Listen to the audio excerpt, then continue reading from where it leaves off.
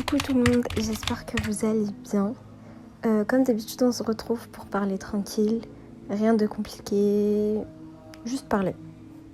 Et ces derniers temps, je repensais au podcast que j'avais déjà fait. Je me suis rendu compte qu'il y a un sujet qui revient souvent, même quand je le nomme pas. C'est le rapport au cœur, à ce qu'on ressent vraiment. Et aujourd'hui, j'avais envie de parler d'un truc très précis.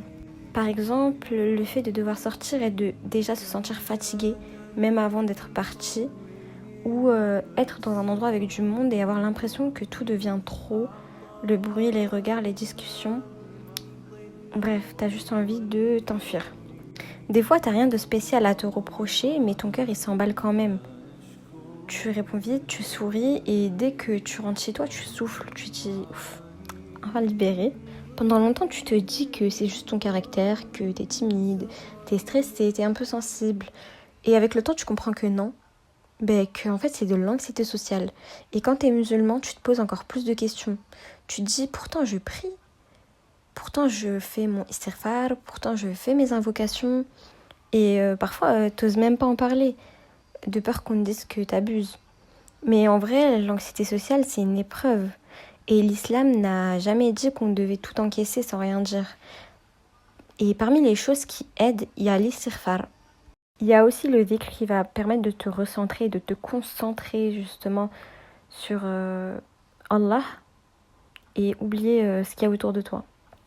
Tu peux également faire des dohas, pas forcément longues, juste pour parler à Allah et lui demander de te faciliter. Et faut aussi se faire aider, consulter, en parler à un professionnel. C'est pas contraire à la foi. Et c'est aussi une manière de faire confiance à Allah. Pour finir, j'avais envie de te partager ce poème que j'ai fait dans mon livre Pour toi. Peut-être que tu souffres ici-bas, mais tu n'es que de passage, alors ne t'inquiète pas. C'est un livre que j'avais écrit l'hiver dernier. D'ailleurs, si tu ne l'as pas lu, tu peux toujours aller le commander et le lire. Il se vend sur Amazon, il n'est pas très cher. Ça se lit assez rapidement et assez vite. Donc, à toi de voir. Toi qui trembles dans la foule oppressante, dont le souffle s'étend, la peur lancinante.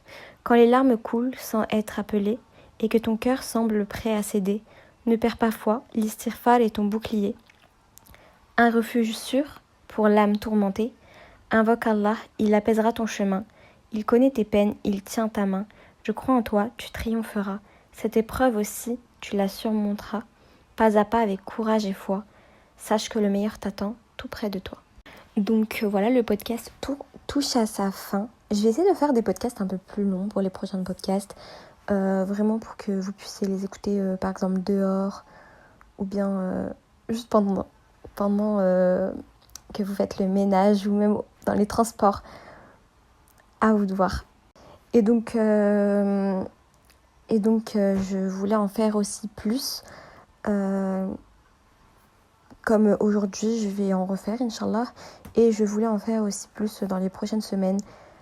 Pas forcément tous les jours. Mais je vais essayer de m'organiser pour en faire plus dans la semaine.